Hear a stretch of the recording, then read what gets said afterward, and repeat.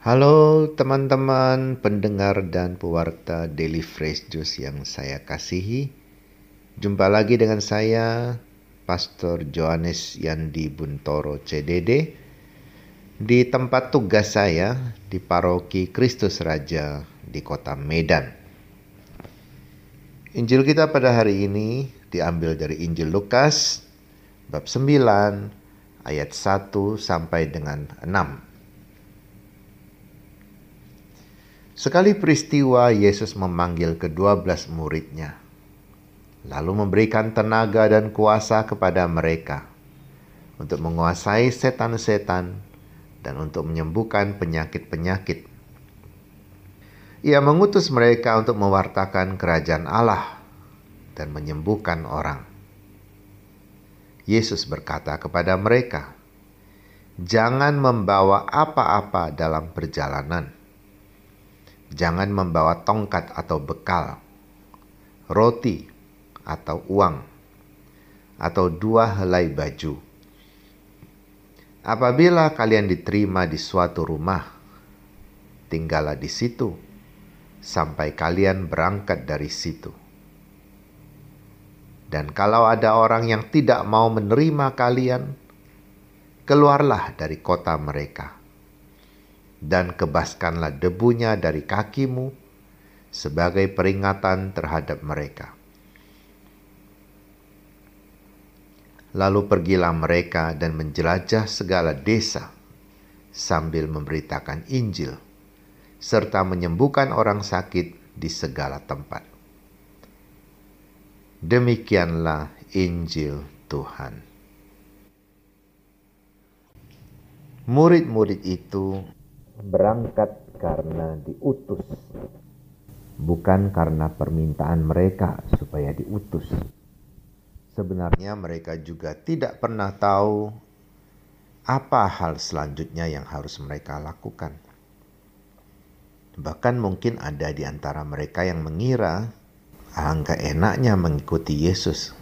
Makan tersedia, penghormatan dari masyarakat juga ada, ketenaran juga tidak kurang-kurang. Mau apa lagi? Tapi sekali lagi, semua itu karena Yesus. Kalau tidak ada Yesus, mereka bukan siapa-siapa. Dan Yesus mau mereka menjadi seseorang yang juga pantas dihormati.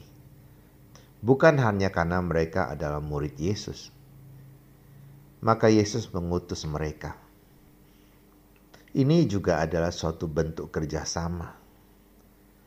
Tentu Yesus bisa menggunakan kuasanya mewartakan Injil kemana-mana. Tetapi dalam rupa manusia, hal seperti itu tidak bisa dia lakukan. Atau kalau dia secara forsir melakukannya, dia akan kelelahan dan tidak sanggup. Maka pembagian tugas seperti ini akan lebih efisien dan juga efektif. Sebagai utusan, tentu mereka perlu dilengkapi dengan tenaga dan kuasa. Maka Yesus memberikan mereka kuasa untuk mengatasi setan dan juga kuasa untuk menyembuhkan penyakit. Kita tidak banyak melihat para murid mengusir setan, karena dalam kehidupan sehari-hari jarang sekali kita melihat peristiwa setan mencelakakan orang. Bahkan para murid juga pernah mengusir setan tetapi tidak berhasil. Tetapi setan yang sehari-hari nampak dalam kehidupan kita justru adalah segala pikiran jahat, segala kehendak buruk, hati yang tidak tahu bersyukur, iri hati, keinginan untuk menguasai orang lain. Hal seperti itu tidak sejalan dengan kehendak Tuhan. Semua hal yang tidak sejalan dengan kehendak Tuhan itu adalah karya setan yang menjadi nyata lewat tindakan manusia. Dalam Injil memang tidak terlalu banyak diceritakan bahwa murid-murid mengusir setan. Tetapi ketika mereka membawakan kebaikan, mempertobatkan orang, maka di situ ada setan yang terusir. Ketika kejahatan berkurang, maka dengan sendirinya kebaikan bertambah. Itulah mengusir setan, yang bukan saja mampu dilakukan oleh para rasul. Kita pun sebagai manusia biasa, sebagai pengikut Kristus, termasuk teman-teman dari agama lain. Ketika kita mampu mengenyahkan kejahatan dalam diri kita dan dalam masyarakat, kita sedang mengusir setan. Ketika kita mampu membawakan secercah harapan bagi orang-orang yang putus asa, bagi orang-orang yang menderita, entah karena penderitaan fisik atau penderitaan batin, kita juga sedang menyembuhkan orang. Kita juga seperti para rasul yang sedang diutus itu. Ada satu catatan yang penting yang saya lihat di sini, yaitu Yesus memberitakan mereka, jangan membawa tongkat atau bekal. Kalau perjalanan jauh, membawa tongkat itu sangat baik. Apalagi waktu itu tidak ada kendaraan, mereka harus berjalan kaki. Tongkat tidak hanya berguna untuk menopang mereka dalam perjalanan, tetapi juga untuk mengusir binatang buas.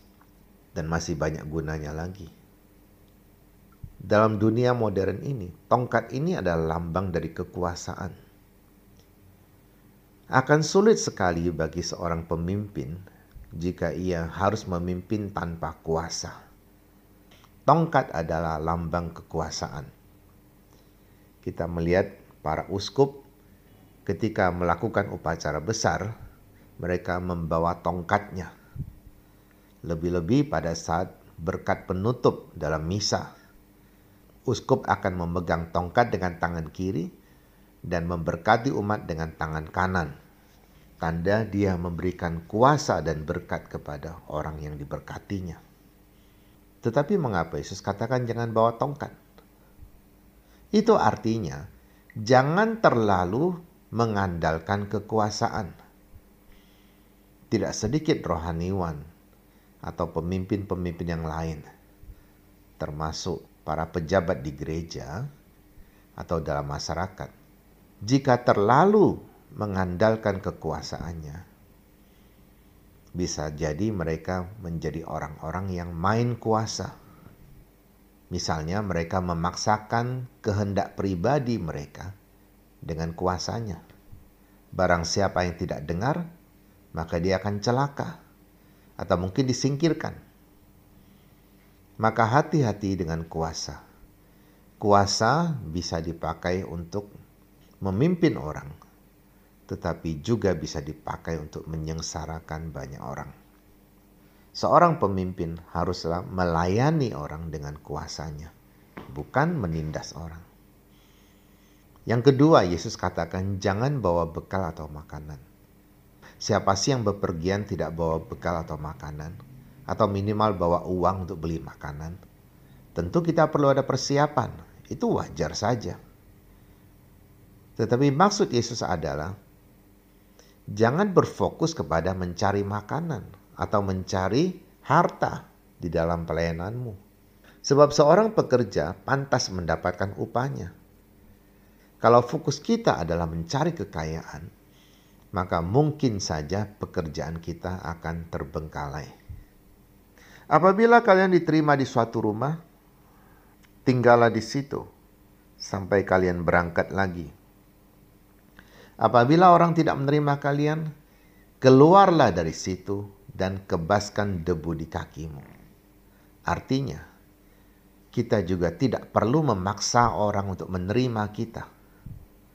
Jika memang orang belum siap untuk menerima kehadiran Tuhan dalam hidupnya, belum siap untuk hidup benar di hadapan Tuhan, kita paksakan juga percuma. Banyak pewarta yang kadang-kadang lupa akan apa yang Yesus ajarkan pada hari ini.